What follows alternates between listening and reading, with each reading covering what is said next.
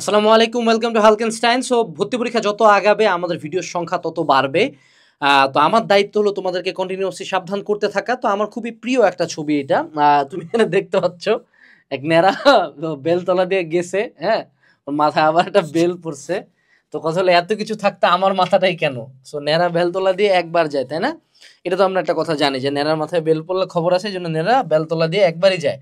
কিন্তু আমাদের বাংলাদেশে গুচ্ছ কৃষিতে যারা আসলে আহ, পরীক্ষা দেয় বা লাস্টের দিকে সর্বশেষ ভর্তি পরীক্ষা যারা দেয় তারা অ্যাকচুয়ালি বেলতলা একবার যায় না, তারা অ্যাকচুয়ালি বেলতলা যায় বসে থাকে, এনশিওর করে যে বেলটা ওর মাথায় পড়বে, ঠিক আছে? এবং একবার যদি না পড়ে তাহলে কয়েকবার বেলতলাতে যাইতে থাকে যতক্ষণ পর্যন্ত আসলে বেল তার মাথায় না পড়ে। এই রিজনটা কেন আমি বলতেছি তুমি একটু পরে ভিডিওটাতে বুঝতে পারবা। সো তুমি যদি চাও যে গুচ্ছ কৃষিতে চান্স পাইতে বা তোমার মাথায় যদি বেল না ফেলাইতে চাও তাহলে তুমি একটু ভিডিওটা মনোযোগ সহকারে দেখো, ঠিক আছে? ওকে।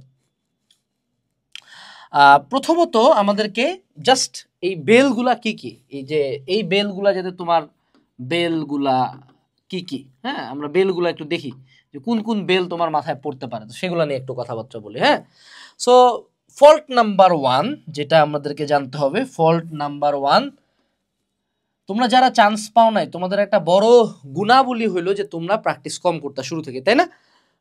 শুরু থেকে কোচিংয়ে গেছো কিন্তু কোচিংয়ে ডেইলি এক্সামগুলো দিতা না, উইকলি দুই একটা দিছো, তিন চারটা উইকলি দেও নাই, বাসায় পরীক্ষা দিতে না কোনো দিন, টিচার আসলে পড়তা, অনলাইনে অনেক ক্লাসগুলো করতা, বিভিন্ন প্ল্যাটফর্মের কোর্সে ছিল কিন্তু তাদের এক্সামে জন্মে অংশ নেওয়া নেই, তাই না?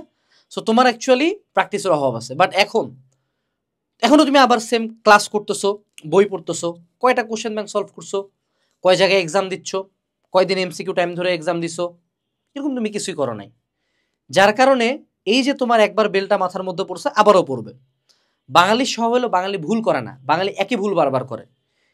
কোনো স্টুডেন্টকে তুমি একবার শিখাই দিবা যে বাবা এই পথে গেছো, ধরা খাইছো, এই পথে আর যেও না, তারপর আবার আসবে সেম জিনিসটা তারা আবার করতে থাকবে। সো আমার সাজেশন থাকবে যে তুমি প্র্যাকটিস করো। এই সময়টাতে পড়ি, থিওরি পড়া, বই পড়া এগুলো তুমি অলরেডি করছো তো অনেক, তোমার তো দরকার নাই। প্র্যাকটিস করো, ক্লাস যদি করবা সলভিং ক্লাস দেখো, বই যদি করবা chapter wise question bank solve করো, একটা কোশ্চেন ব্যাংক হয়েছে আরেকটা ধরো, একটা অ্যানালাইসিস বই হয়েছে আরেকটা ধরো, একের পর এক সলভ করতে থাকো, করতেই থাকো। 2 নাম্বার ফল্ট, কোশ্চেন অ্যানালাইসিস না করা। দেখো আমাদের এই চ্যানেল যারা ফলো করো, আমরা তো শুরু থেকে কতবার চিল্লাইছি, কতবার প্রমাণ সহ দেই যে আমাদের বই থেকে কমন আসে। আমাদের বই থেকে কি কমন আসে? না, কোশ্চেন ব্যাংক থেকে কমন আসে। সো তুমি এখনো কি কোশ্চেন ব্যাংক সলভ করতেছো? তুমি কি এখনো জানো যে গুচ্ছতে কোন কোন টপিক থেকে কোশ্চেন আসবে? তুমি কি কোন কোন শর্টকাট থেকে কোশ্চেন আসবে জানো? তুমি বইয়ের ইম্পর্টেন্ট লাইনগুলো পড়ছো? তুমি এরিয়াগুলো মার্ক করছো? তুমি শর্টকাটগুলো এক জায়গায় লেখছো? এরকম কিচ্ছু করো নাই, যেগুলো ইম্পর্টেন্ট তুমি একটাও দেখতেছো না। ফলশ্রুতিতে তুমি আবার ধরা খাবা। তো আমার সাজেশন থাকবে একটাই, বিগত বছরের কোশ্চেন অ্যানালাইসিস করো। আমাদের আই ক্যান নট ইমফেসিস ইট মোর, যে এই এগ্রিকালচার অ্যানালাইসিস বই, এই যে আমাদের কোথায় গেল রে, এখানেই তো ছিল, দেখাচ্ছিলাম সবাইকে, গুচ্ছের বই, এই জিনিসগুলা এত পরিমাণে বলা হচ্ছে বারবার, এই বইগুলা সাইজ ছোট। কেন সাইজ ছোট? কারণ বিগত বছরে কোশ্চেন অ্যানালাইসিস করে লেখা। সো তোমার টার্গেট একটাই হওয়া উচিত যে যত বেশি কোশ্চেন অ্যানালাইসিস করব তত আমার জন্য ভালো। তোমাকে গুচ্ছ কৃষিতে 90% মার্ক পাইতে হবে না, তো তোমাকে মার্ক পাইতে হবে 75%। এটা পাইলেই যে কোনো ভার্সিটিতে যে কোনো সাবজেক্ট চলে আসবে। সো এই 75%-এর কাজ তুমি আগেও করো নাই, এখন আবার সেম কাজ করতেছো। আবার তুমি লরেন্স রূপান্তর পড়তেছো, এইটা না পড়ে যে 0.6 সি গেলে কি হবে, কখন √3/2 সি উত্তর আসে, এই জিনিসগুলো একটু জানো, এই জিনিসগুলোতে একটু ফোকাস করো। এর পরবর্তীতে ফল্ট নাম্বার 3, যোগ্যতার বাইরে যায় খেলা। দেখো তোমরা যারা মেডিকেল পার্টি ছিলা, তোমরা দিবা পরীক্ষা কৃষিতে, মূল টার্গেট হওয়া উচিত এটা। তোমরা যারা ভার্সিটি ইউনিট পার্টি ছিলা, তোমাদের মূল টার্গেট হওয়া উচিত গুচ্ছ। হ্যাঁ, এখন তারপরে আরও একটা যোগ্যতার মাপকাঠি হলো যে যেগুলো কঠিন টপিক, যেমন ধরো গুচ্ছ কৃষিতেও তুমি কোশ্চেন যেই স্ট্যান্ডার্ডই হোক না কেন, 10% টপিক, 10% টপিক থাকবে একদম মানে এক্সট্রিমলি হার্ড।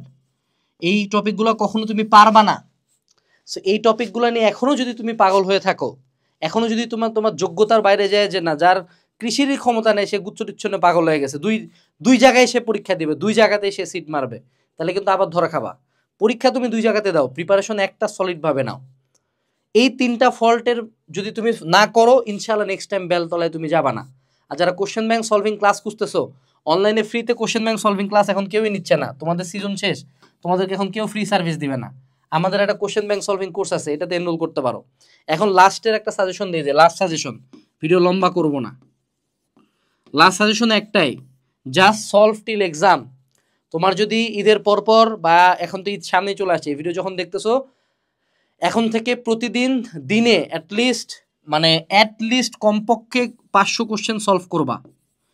ধরো গাইড আছে বাসায় যতগুলা, প্রত্যেকটা গাইডের চ্যাপ্টার কোশ্চেন সলভ করতে থাকো। একটা চ্যাপ্টার পড়বা, ধরো টার্গেট করবে যে আজকে ফিজিক্সের 2টা চ্যাপ্টার, কেমিস্ট্রির 2টা চ্যাপ্টার, ম্যাথের 2টা চ্যাপ্টারের কোশ্চেন সলভ করবো। 3-4টা সোর্স থেকে সলভ করবা। ধরো গুচ্ছ কোশ্চেন ব্যাংক শেষ, গুচ্ছ অ্যানালাইসিস বই শেষ, দেন কৃষির পরে ধরো ঢাবিরটা, তারপর ধরো জাবিরটা, তারপর ধরো উদ্ভাসেরটা, তারপর ধরো অন্য কোনো কিউএনএরটা, যেটা হোক একের পর এক কোশ্চেন সলভ করতে থাকবা। পরীক্ষার আগের দিন পর্যন্ত কোশ্চেন সলভ করতে থাকো, এর উপরে কিচ্ছু নাই। এবং এইটাই তোমাকে চান্স পাওয়া হবে। You don't need more theories, you need more practice. এটাই হলো আমার তোমাদের প্রতি দেওয়া সর্বশেষ সাজেশন। আমাদের এগ্রিকালচার এবং গুচ্ছ অ্যানালাইসিস সিরিজ অর্ডার করার লিঙ্ক ভিডিও ডেসক্রিপশন বক্সে দেওয়া আছে, এবং যারা কোশ্চেন ব্যাংক সলভিং কোর্স খুঁজতেছো গুচ্ছ কৃষির, সেটারও লিঙ্ক ভিডিও ডেসক্রিপশন বক্সে দেওয়া আছে। আশা করি তোমরা এনরোল করবা। আসসালামু আলাইকুম, টাটা।